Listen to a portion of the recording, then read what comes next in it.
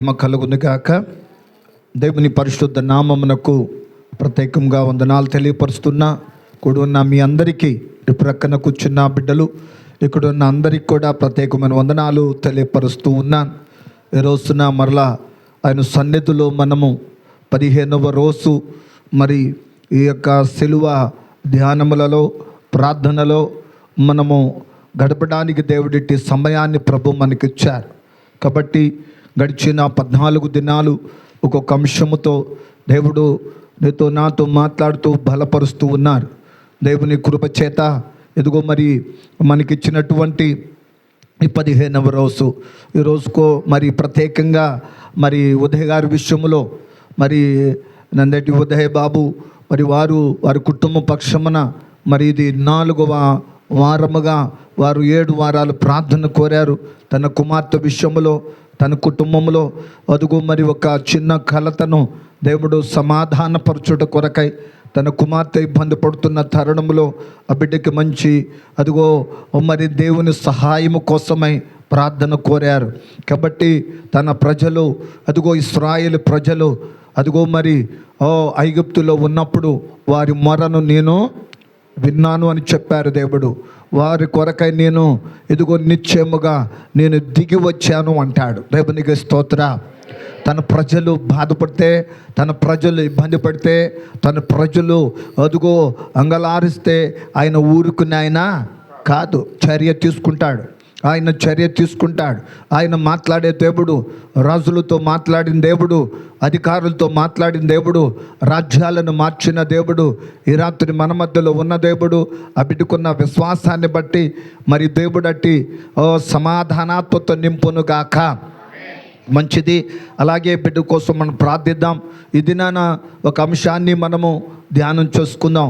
ప్రతిదినము మీరు గుర్తుపెట్టుకుంటున్నారని నేను నమ్ముతా ఉన్నాను. మరి ఇక్కడ ఉన్న వాళ్ళకంటే ఇటు ప్రక్కన వాళ్ళని నేను అడుగుదాం అనుకుంటున్నాను. మరి సుజాతమ్మ గారు అక్కడ ఉన్నటువంటి వాళ్ళలో రాత్రి మనం ధ్యానం చేసిన అంశము ఒకసారి ఏదన్నా జ్ఞాపం చేస్తారా?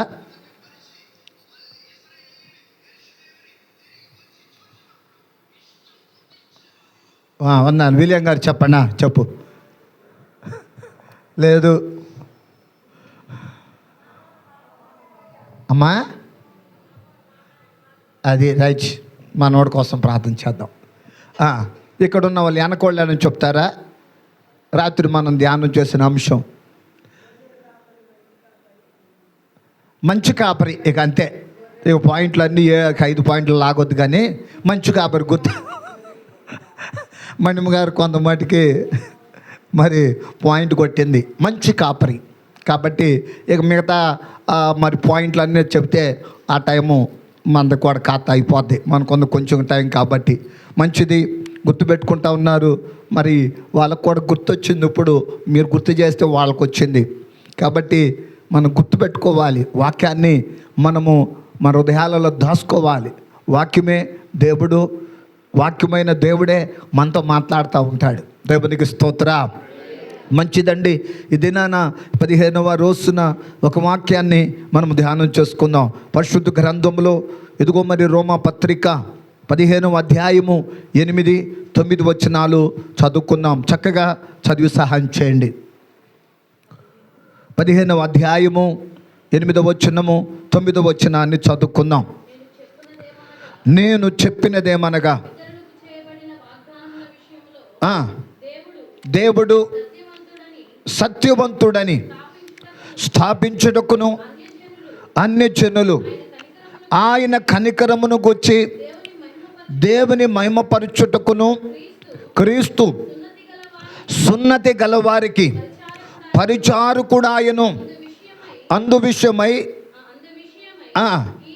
ఈ హేతువు చేత అన్యజనులలో నేను నిన్ను స్తుతించుతును, నీ నామ సంకీర్తనను చేదును అని వ్రాయబడి ఉన్నది. దేవునికి స్తోత్ర. అపోస్తుడైన పౌలు భక్తుడు ఇదిగో మరి రోమా సంఘానికి వ్రాస్తూ ఒక చక్కటి విషయాలను చెప్తున్నారు. యేసు ప్రభువుని గురించి, యేసయ్యను గురించి మాట్లాడుతూ, యేసు ప్రభువారి గురించి మాట్లాడుతూ ఇక్కడ అంటున్నాడు, నేను చెప్పినదేమనగా పితరులకు చేయబడిన వాగ్దానము దేవుడట మన పితరులకు చేయబడిన వాగ్దానం, ఏమైతే వాగ్దాన విషయములలో దేవుడు సత్యవంతుడని ఏమైతే వాగ్దానం చేశాడో, మన పితరులతో చెప్పాడో, ఆ వాగ్దాన విషయములనట ఆయన సత్యవంతుడు, ఆయన నమ్మకస్తుడు, ఆయన యథార్థవంతుడు, ఆయన వాగ్దానాన్ని నెరవేర్చే దేవుడు, ఆ వాగ్దానమును చేసే దేవుడు. అది ఏ పరిస్థితులనైనా నీకు ఇచ్చిన వాగ్దానము ఖచ్చితంగా నెరవేరుస్తున్నాడు అని చెప్తున్నాడు ఇక్కడ. ఆయన సత్యవంతుడని స్థాపించుటకును అన్ని జనులను ఆయన కనికరమును గురించి ఆయన స్థాపించాడట. అన్ని జనులకు ఆయన కనికరమును గురించి దేవుని మహిమపరచుటకును క్రీస్తు సున్నతి గలవారికి పరిచారకుడాయను అంటాడు. దేవునికి స్తోత్రం. అంటే దేవుని నమ్ముకున్న బిడ్డలకి, దేవుని బిడ్డలకు ఆయన ఎలాగున్నాడయ్యా అంటే పరిచారకుడుగా ఉన్నాడట. అది ఈరోజు మన అంశం ఏంటయ్యా అంటే పరిచారకుడు. ఈ పరిచారకుడు గురించి మనము కొన్ని విషయాలు మనం నేర్చుకోవాలి. ఇక్కడ మనం చదువుకున్న ఇదిగో ఈ భాగంలో మనం చూస్తే క్రీస్తు దేవుని సత్యమును నిలబెట్టుటకై సున్నతి పొందిన రక్షణ పొందిన వారికట, సున్నతి అంటే రక్షణ పొందిన వారికట పరిచారకుడుగా ఉన్నాడు. అన్ని జనులు కృప కోసం దేవుని మహిమపరుస్తున్నారట. ఇలాంటి విషయాలను దేవుడు చెప్తున్నాడు. ప్రభువే, దేవుడే, దేవాది దేవుడే శరీరధారిగా ఈ లోకానికి వచ్చి ఆయన మనకు ఎలాగున్నాడయ్యా అంటే పరిచారకుడయ్యాడట. దేవునికి స్తోత్రం. పరిచర్య చేయడానికి ఉన్నాడు ఆయన. పరిచర్య చేయించుకోవడానికి రాలా, పరిచర్య చేయడానికి ఆయన వచ్చాడే కానీ ఆయన పరిచర్య అదిగో మరి చేయించుకోవాలని ఆయన రాలా మన దగ్గరికి. పరిచారకుడుగా వచ్చాడంట. దాన్ని ఇంగ్లీష్లో అంటాడు కదా సర్వెంట్ అన్నాడు. ఎవరంటే ఆయన సర్వెంట్. ఇంకా మినిస్టర్ అన్నా కూడా సర్వెంటే, సేవకుడు. యేసయ్య ఒక సేవకుడుగా, ఒక పరిచారకుడుగా ఈ లోకానికి వచ్చాడు. యేసయ్యలో మనం చూస్తే 5 విషయాలలో మనం నేర్చుకోవచ్చు. ఆయన పరిచర్యలో, ఆయన పరిచారకుడుగా కొన్ని విషయాలు మనము నేర్చుకోవచ్చు. వాటిలో మొదటిది మనం చదువుకుంటే అంటాడు కదా ఇక్కడ మత్తయి సువార్త 5వ అధ్యాయము 17వ వచనాన్ని చదువుకుందాం. మత్తయి సువార్త 5వ అధ్యాయం 17వ వచనం.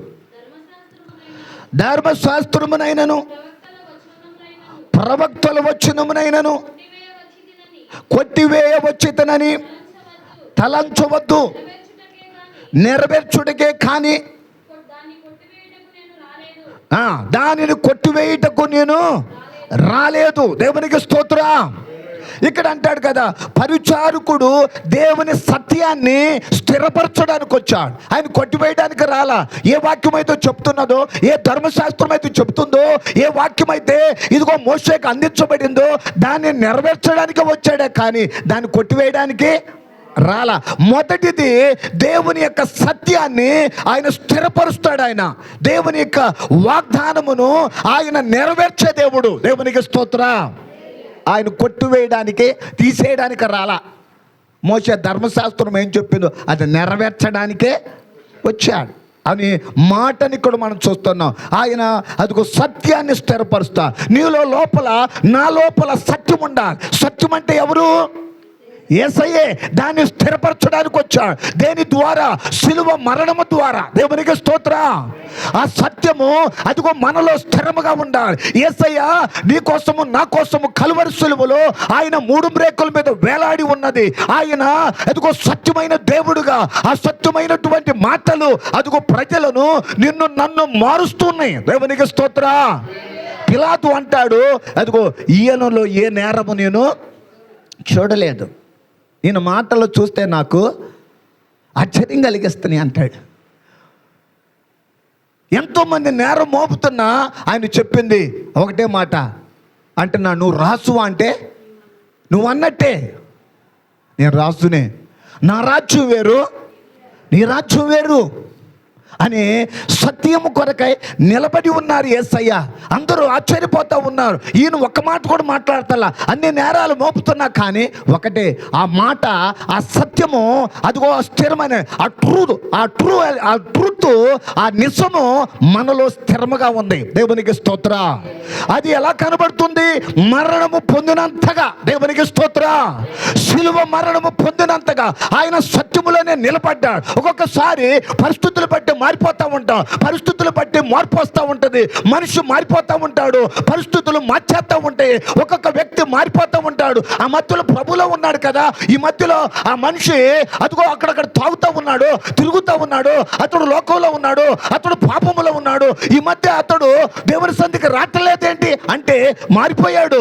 ఎలాగున సత్యములో స్థిరంగా లేడు. సత్యము ఏం చేస్తున్నాడు? స్థిరపరిస్తుంది. ఎన్ని కష్టాలు వచ్చినా, ఎన్ని శ్రమలు వచ్చినా, ఎన్ని బాధలు వచ్చినా, ఎన్ని శోధనలు వచ్చినా నిలబడాలి. దేవునికి స్తోత్రం. యేసయ్య మాట అన్నాడు శిష్యులందరూ కూడా, అయ్యా నిన్నే వెంబడిస్తున్నాం కదా, మా వృత్తి మా జీవనం అంతా వదిలిపెట్టేసి నిన్ను వెంబడిస్తున్నాం కదా, మాకేంటయ్యా, మాకు ఏం కలిగింది, మాకు ఏమి ఇస్తావయ్యా అంటే, ఎదుగో ఈ లోకములో ఎదుగో మరి భార్యనైనను, అన్నదమ్ములనైనను, అక్క చెల్లుడనైనను, ఆస్తునైనను ఏదైతే వదులుకుంటారో పరలోకములో 100 ప్రతిఫలం అన్నాడు. దేవునికి స్తోత్ర. ఈ లోకంలో సత్యం కోసం నిలబడాలి, అసత్యం వైపు కాదు.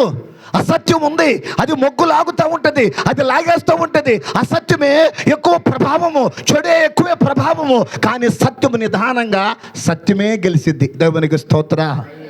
యేసయ్య ఒక్కడున్నా కానీ గెలిచింది సిలువ మరణము ద్వారా. యేసయ్య ఒక్కడే. ఆయన అదిగో అధికారులను, ప్రధానులు అందరిని కూడా అదిగో పట్టి తెచ్చి ఆయన వేడుకకు కనపరిచిన రాయబడింది. ఆయన జయించాడు, జయశీలుడు. ఆయన లాస్ట్కి గెలిచింది ఏంటంటే సత్యమే. ఈ రోజున యేసయ్య నీలో నాలో కూడా సత్యమే. ఉదయ్ గారి విషయంలో కూడా ఏదైతే అతడు మరి ఆ కుటుంబం విషయంలో ఇబ్బంది పడుతూ ఉన్నాడో, బాధపడుతూ ఉన్నాడో, అదిగో కొన్ని విషయాలు శోధింపబడుతూ ఉన్నాడో, లాస్ట్కి గెలిచేది ఏంటయ్యా అంటే సత్యమే. అది మిగతా మొత్తం ఓడిపోవటం అంతే. కారణం ఏంటో తెలుసా? దేవుడు సత్యాన్ని స్థిరపరుస్తాడు. దేవునికి స్తోత్ర. దేవుని వాక్యం అంటుంది, నీ వాక్యమే సత్యమయ్యా, అది నన్ను స్థిరపరిచింది, నిన్ను, నీ కుటుంబాన్ని, నన్ను, నా కుటుంబాన్ని, బిడ్డలను స్థిరపరిచింది. ఇప్పుడు దాకా స్థిరపడలేదేమో, స్థిరంగా లేదేమో, అటు ఇటు కదిలిపోతావేమో, అటు ఇటు జారిపోతావేమో, అటు ఇటు పడిపోతున్నావేమో. కానీ ఈ సులువ ధ్యానములో ఈ 15వ రోజున ప్రభు నిన్ను స్థిరపరచును గాక. సత్యమే గెలిసిద్ది. మనుషులు మాటకారులు ఉండొచ్చు, జ్ఞానవంతులు ఉండొచ్చు, తెలివితేటలు కలిగి ఉండొచ్చు, ఆర్పాటం కలిగి ఉండొచ్చు. కొంతకాలమే అది, తర్వాత అది పనికి రాదు. కొంతకాలం చెల్లుబాటే, అది తర్వాత చల్లదది. కారణం ఏంటో తెలుసా? సత్యమైన దేవుడు నీ పక్షమున నిలబడతాడు. దేవునికి స్తోత్ర అనే మాట ఎక్కడ?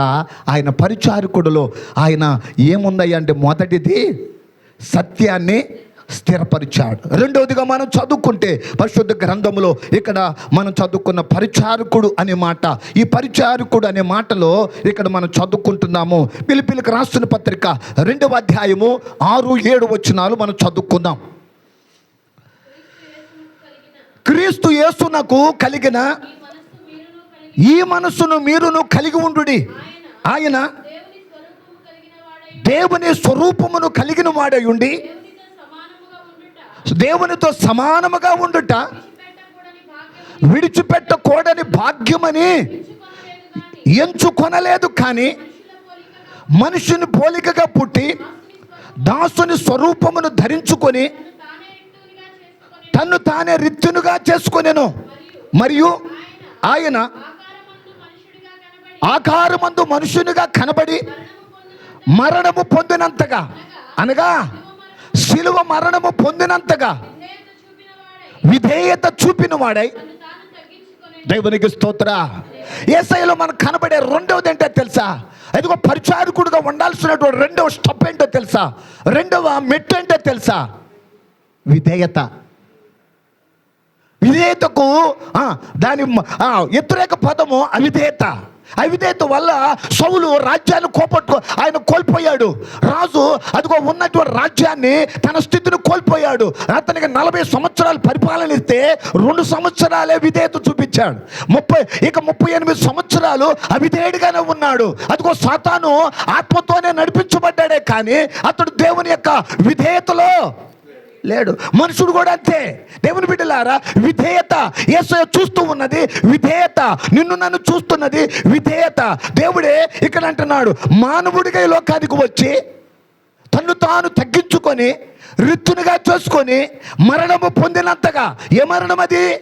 శిలువ మరణము. అదిగో దెబ్బలు ఉన్నాయి, అదిగో అవమానాలు ఉన్నాయి, నిందలు ఉన్నాయి, ఎన్నో రకాల శ్రమలు కష్టాలు ఉన్నాయి, ఎన్నో రకాల ఇబ్బందులు ఉన్నాయి. ఇవన్నీ కూడా మరణము పొందినంతగా తన్ను తాను విధేయత చూపాడట. రెండవది విధేయత చూపాలి. పరిచారకుడు అయినటువంటి మనము, ఆయన వెంబడిస్తున్న మనము, నీవు నేను విధేయత కావాలి. అవిధేయత కాదు, వ్యతిరేకం కాదు, వ్యతిరేకమైన మనసు కాదు, వ్యతిరేకమైన స్వభావం కాదు, మనసులోనే వచ్చేసింది. అదిగో పరలోకములో లూసిఫర్ చాలా అందమైనటువంటి వాడు, చాలా అందమైనటువంటి రూపం ఉంది. తనకున్నటువంటి గిఫ్ట్ ఏంటయ్యా అంటే, తలాంతులు ఏంటయ్యా అంటే, సంగీత విద్వాంసుడు. సంగీతం ఎక్కడి నుంచి వచ్చిందయ్యా అంటే, ఇప్పుడు అన్నీ కూడా వచ్చిందంతా లూసిఫర్ దగ్గర నుంచే వచ్చింది. ఇప్పుడంతా డీజేలోనే చూసారా, పాట వినపడదు ఊరక గుయ్యి గుయ్యి గుయ్యి అని. ఈ యొక్క పాట కోసమే 5,000 10,000 దాన్ని పెడతారు. ఏముండదు దాంట్లో. ఈ సంగీతం అంతా ఎక్కడదంటే పరలోకములో నుండి వచ్చింది. అది లూసిఫర్ దగ్గర ఉంది. తనకు ఒక ఆధిక్యత ఇచ్చాడు, ఒక స్థానం ఇచ్చాడు, దేవుణ్ణి స్తుతించేటువంటిది. కానీ దానిని ఏం చేసుకున్నాడంటే మిస్యూజ్ చేసుకున్నాడు, మిస్గైడ్ అయిపోయాడు. మిస్గైడ్ ఏంటో తెలుసా, మిస్యూజ్ ఏంటో తెలుసా? నేనే లేకపోతే నేనే అని విధేయత చూపక అవిధేయత కలిగినాడు. ఎప్పుడైతే తన మనసులో వచ్చిందో నేను అని వచ్చిందో, ఎప్పుడో అక్కడి నుండి పైనుండి కిందకి తోసివేయబడ్డాడు.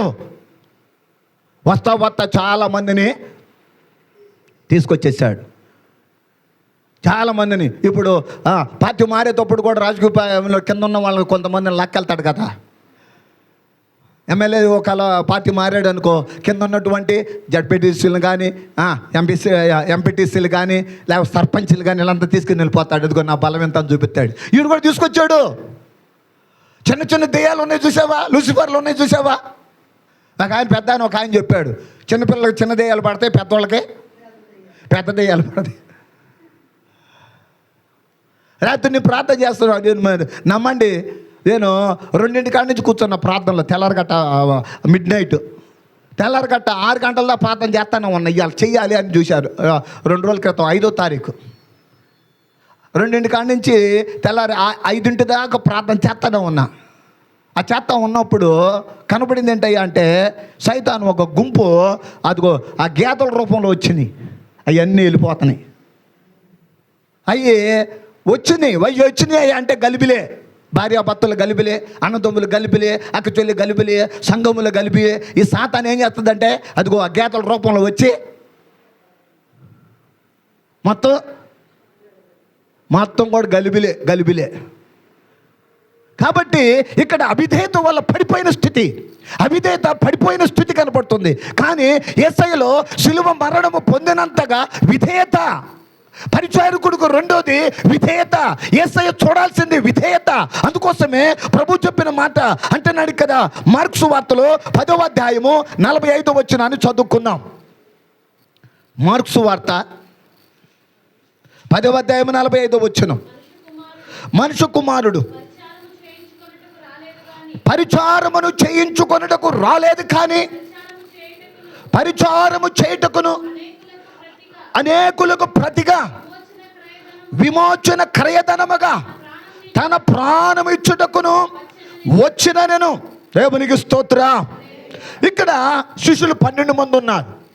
ఎందుకు ఈ సందర్భంలో చెప్తున్నాడంటే 12 మంది శిష్యులు ఉన్నారు. ఈ 12 మందిలు కూర్చొని ఒక్కొక్కరు అనుకుంటున్నారు. పేతురు అంటున్నాడు, నేను గొప్ప మీ అందరిలో అంటున్నాడు.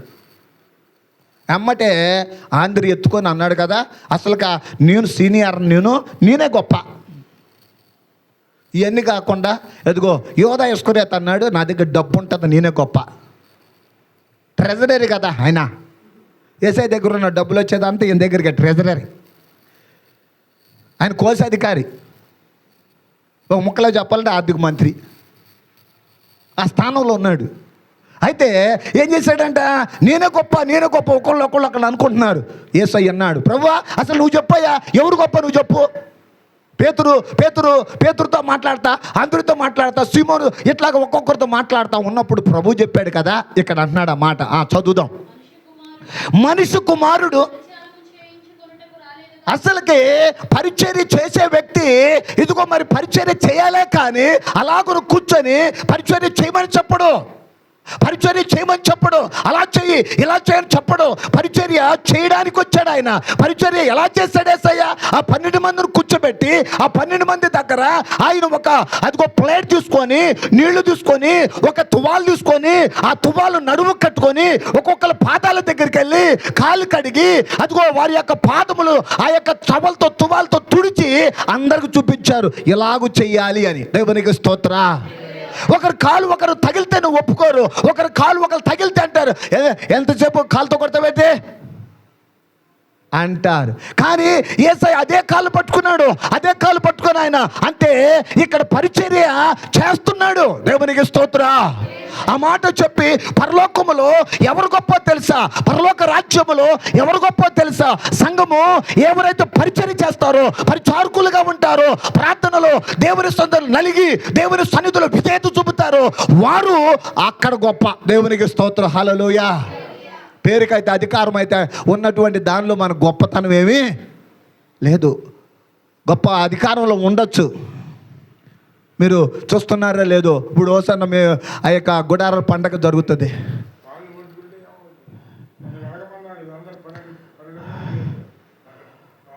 కాబట్టి దేవుని బిడ్డలారా, అక్కడ జరుగుతున్నటువంటి దానిలో పెద్ద వాళ్ళు వచ్చి ఆ ప్లేట్లు తీస్తాక రెడీగా ఉంటారంటే ఇట్లా. కారణం ఏంటో తెలుసా? అది తీస్తే మాకు ఒక పుణ్యము, మాకు ఆ భాగ్యము కనపడింది. 5 ఏళ్ళకు ఉంగరాలు పెట్టుకొని పెద్ద వాళ్ళు వ్యాపారం చేసేటువంటి వాళ్ళు అక్కడికి వచ్చి చేసే పని ఏంటో తెలుసా? ఈ 3 రోజులు, ఈ 4 రోజులు పరిచర్య చేయాలి. యేసయ్య తన్ను తాను తగ్గించుకున్న, మరణము పొందినంతగా విధేయత చూపినవాడు. కాబట్టి ఇక్కడ మనకు కనబడతా ఉంది పరిచారకుడికి విధేయత, సేవ, విధేయత ఒబిడియంట్ అనే మాట ఇక్కడ మనం చూస్తున్నాం. కనుక మనము అలాగ ప్రభు మనలను నడిపించునుగాక. మూడవదిగా మనం చదువుకుంటున్న ఈ భాగంలో చూసినప్పుడు ఇక్కడ పరిచారకుడుగా 3వ మెట్టు ఏంటో తెలుసా? ఎఫెసీయులకు రాసిన పత్రిక 2వ అధ్యాయము 13వ వచనాన్ని మనం చదువుకుందామా? 3వది ఎఫెసీ రాసిన పత్రిక 2వ అధ్యాయం 13వ వచనం. అయినను మునుపు దూరస్తులైన మీరు ఇప్పుడు క్రీస్తు యేసునందు క్రీస్తు రక్తము వలన సమీపస్తులై ఉన్నారు. ఆయన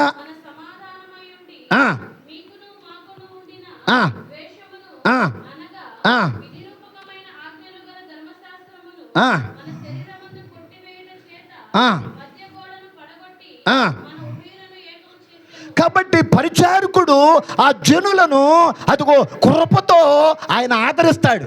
మధ్యలో ఏముందో, అడ్డుగోడ ఏముందో, అద్దు ఏముందో, పాపము గోడ ఏముందో, ద్వేషం ఉన్నదో, అసూయ ఉన్నదో, కక్ష ఉన్నదో దానిని తీసేస్తాడట, కృపిస్తాడు. కృప ఈ రోజున ఆయన పరిచారకుడుగా యేసయ్య మనకిచ్చింది. అడ్డుకోవడం తొలగించేశాడు, కృపిచ్చాడు మనకి. ఇదిగో కృపలో ఈ రోజున నడవమని, ఆ కృపను పొందమని, ఆ కృప నిన్ను ఆదరించేదిగా, ఆ కృప నిన్ను బలపరిచేదిగా, ఆ కృప నిన్ను ధైర్యపరిచేదిగా, ఆ కృప ఏకం చేస్తూ ఉంది. ప్రభుతో నిన్ను ఐక్యపరుస్తూ ఉన్నది. దేవునికి స్తోత్రం.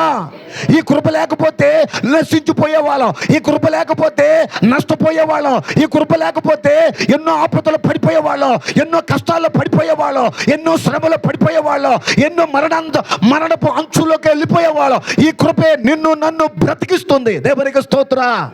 అందుకోసమే యేసయ్య మనకు పరిచారకుడుగా కృపను చూపించాడు. దేవునికి స్తోత్ర. 3వది కృప ఉంది ఆయనలో. పరిచారకుల్లో కృప ఉంటుంది. ఆ కృప మనలను దినదినము బ్రతికిస్తుంది. దేవునికి స్తోత్ర. నాకేం చేశాడు అంటే కృప ఇచ్చాడు. నీకు భోజనం ఇస్తున్నాడంటే, ఉద్యోగం ఇచ్చాడంటే, చేతి పని ఇచ్చాడయ్యా అంటే, ప్రయాణం చేస్తున్నావంటే, పని చేస్తున్నావంటే, కుటుంబం ఇచ్చాడంటే కృపే. పర్వతాలు తొలిగిపోయినను, మెట్టలు దద్దరిల్లును, నా కృప నిన్ను, అంత కృప రాకడ వరకు ఆయన కృపనే ఉంచాడు. ఆయన కృప కలిగినటువంటి దేవుడు. దేవునికి స్తోత్ర. కాబట్టి అదిగో ఆశీర్వాదానికి మార్గం ఏంటో తెలుసా? కృపే. దేవునికి స్తోత్ర. నాలుగవది చదువుకుందామా అంటున్నాడు కదా. నాలుగవది ఇక్కడ అంటాడు కదా, అదిగో మరి యోహాను సువార్త 17వ అధ్యాయము 9వ వచనం 4వ వచనం చదువుకుందాం. 17వ అధ్యాయం 4వ వచనం. చేయుటకు నీవు నాకు ఇచ్చిన పని సంపూర్ణముగా నెరవేర్చి భూమి మీద. కాబట్టి పరిచారకుడు, పరిచర్య చేసే వ్యక్తి ఏం చేస్తాడయ్యా అంటే, దేవుడు ఏమైతే నీకు ఇచ్చాడో లోపం లేకుండా చేయాలి. దేవుడు కంప్లీట్గా నిన్ను నన్ను వాడుకోవాలి. నీ మీద ఒక ప్రణాళిక ఉంటుంది, నా మీద ఒక ప్రణాళిక ఉంటుంది. అది కంపల్సరీ, అది నెరవేర్చబడాలి భూమి మీద. దేవునికి స్తోత్ర. నిజంగా కొన్ని విషయాలలో మోషే గురించి మాట్లాడతా ఆయన ఎలాగా ఉన్నాడు అంటే, ఎలాంటి రీతిలో మనం చూస్తున్నామంటే, మోషేను గురించి ఇక్కడ వ్రాస్తున్నటువంటి ఆ మాట మనం చూస్తాము. మోషే అదిగో దేవునికి ఒక పరిచారకుడుగా మనము చూస్తాం, నమ్మకస్తుడుగా మనం చూస్తాం. ఇక్కడ ఇంకొక వ్యక్తి మనం చూస్తున్నాం. ఇక్కడ కొలస్సీయులకు రాసిన పత్రిక 1వ అధ్యాయం 8వ వచనాన్ని చదువుదామా. కొలస్సీయులకు రాసిన పత్రిక 1వ అధ్యాయం 8వ వచనం. అతడు మా విషయములో నమ్మకమైన, అతడు క్రీస్తు పరిచారకుడు. ఎవరంట అతను? ఎవరంట? పై వచ్చిన చదువుదాం.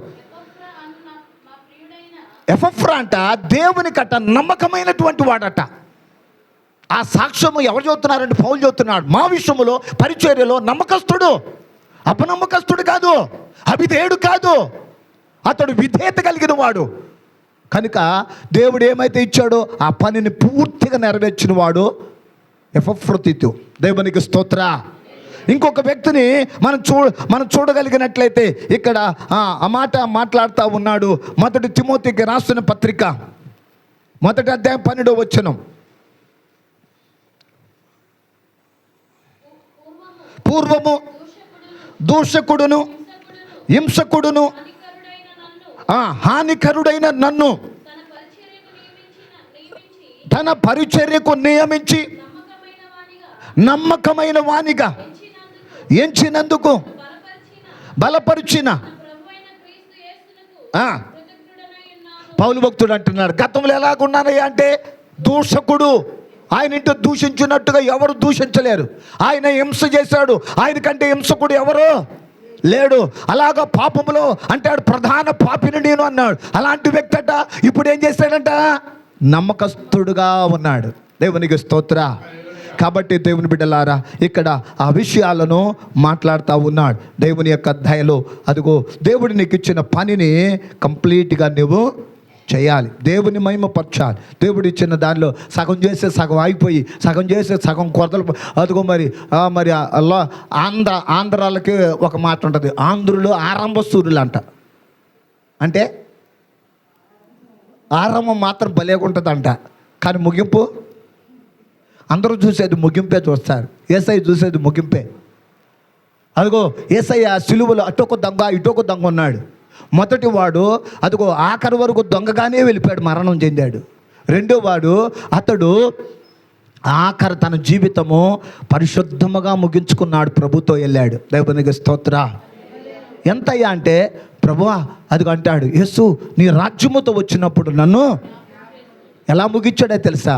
ఒక మంచి నమ్మకస్తుడు. ప్రభు అన్నాడు, నేడు నువ్వు నాతో కూడా పరదేశంలో ఉంటావు. ఎవరికి ఉందండి అంత ఆధిక్యత? ఎవరండి?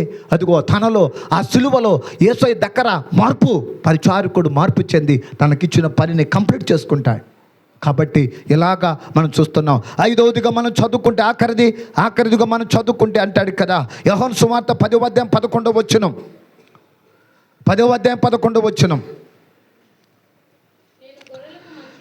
నేను గొర్రెలకు మంచి కాపరిని, మంచి కాపరి గొర్రెల కొరకు తన ప్రాణమును పెట్టును. జీతగాడు గొర్రెల కాపరి కాడు. కనుక ఆ, తనవి కానందున తూడేలు వచ్చుట చూచి. కాబట్టి ఇక్కడ పరిచారకుడిగా యేసయ్య ఒక త్యాగము చేస్తున్నాడు. ఐదవది, ఆయన త్యాగముతో సేవ చేశాడు. అది ఆయన నిలబడ్డాడు. ఎప్పుడు దాకా? అదిగో తన గొర్రెల కోసమై, తన ప్రజల కోసమై ఆ రక్తము ధారపోసాడు. తన శరీరములో తన రక్తమంతా ధారపోసాడు. ముళ్ళ కిరీటం పెట్టబడ్డాడు. అదిగో ఆయన ప్రక్కల బళ్ళెముతో పొడవబడ్డాడు. ఆయన సొగసైన స్వరూపమైన లేదు. ఆయన చూడడానికి వ్యసనాక్రాంతుడుగాను, వ్యాధిని అనుభవించువానిగాను మారాడు. ఆయన మన కోసమై అదిగో కలువరి సిలువలో ఆయన చనిపోయి ఉన్నాడు. దేవునికి స్తోత్ర.